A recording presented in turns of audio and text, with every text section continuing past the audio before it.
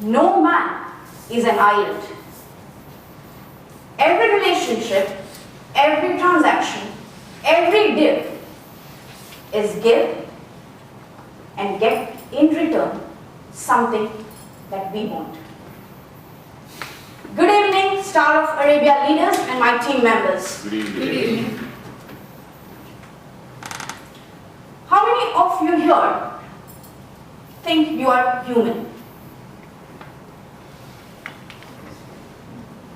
Well, those who have not raised their arms, are they inhuman? Human beings. How many of you think you are selfish?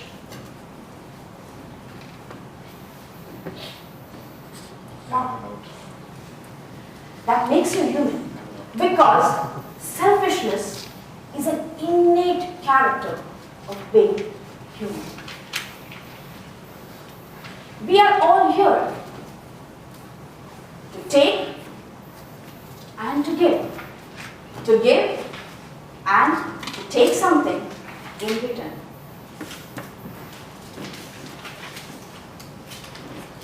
In today's communication and leadership scenario, there is nothing called as selfless. Everything comes, even leadership comes with selfishness.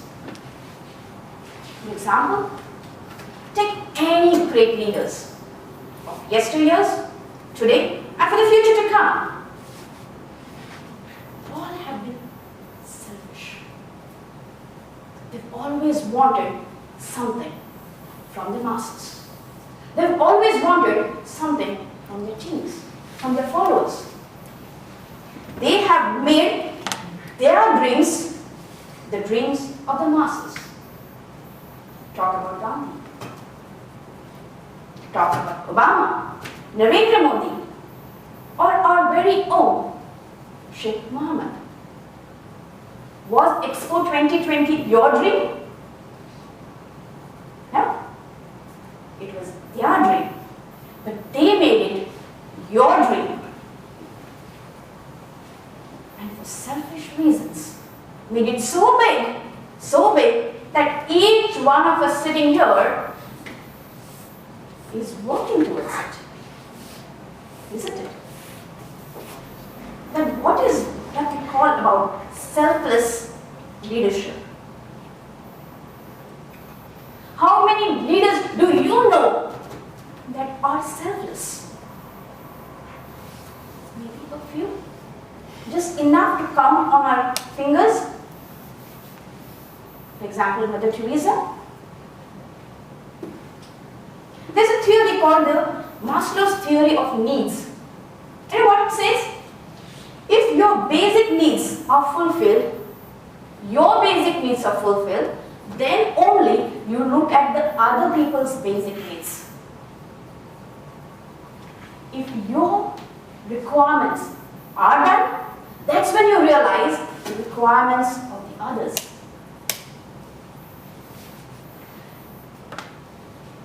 If you take a flight, what does the air hostess tell you at the beginning when she's showing you all those instructions on safety and evacuation?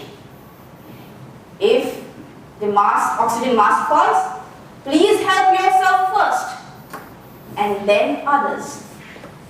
Isn't it? So why are we saying that we can serve selflessly? For example, myself, I took up a position to reach my goals, to achieve my dreams. But for that, I need your support. That's the reason I am serving you all to fulfill my dream, to achieve my target. And why should I say I'm selfless? I'm proud to be called selfish. And I say the same thing for each one of you. Be proud to say I'm selfish. Because unless you love yourself, you cannot love others. Unless you fulfill your desires, you can't fulfill the desires of others. Unless you do good to yourself, you you could not do good to others. So friends, leaders, be proud and say, I am selfish enough to serve you selflessly. I am ready to take questions on my point of view from the audience. Yes, Ms. Sunita. Well said. Now, one point which I would like to raise is that how do you differentiate between being selfish to symbiosis?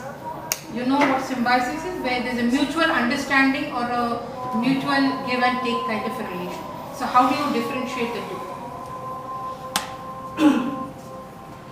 When we talk about selfishness, we're talking about taking things, what we want. But as I said, there's always a transaction, a deal. We give something to take what we want. So the slightest change in being selfish, which has a very negative intonation when we speak, maybe not so. Because symbiosis itself, again, is selfishness on the part of the host and the person who is being symbioted. It's only the negative intonation that we say when it's coming to selfishness. Other than that, not much. Any more questions?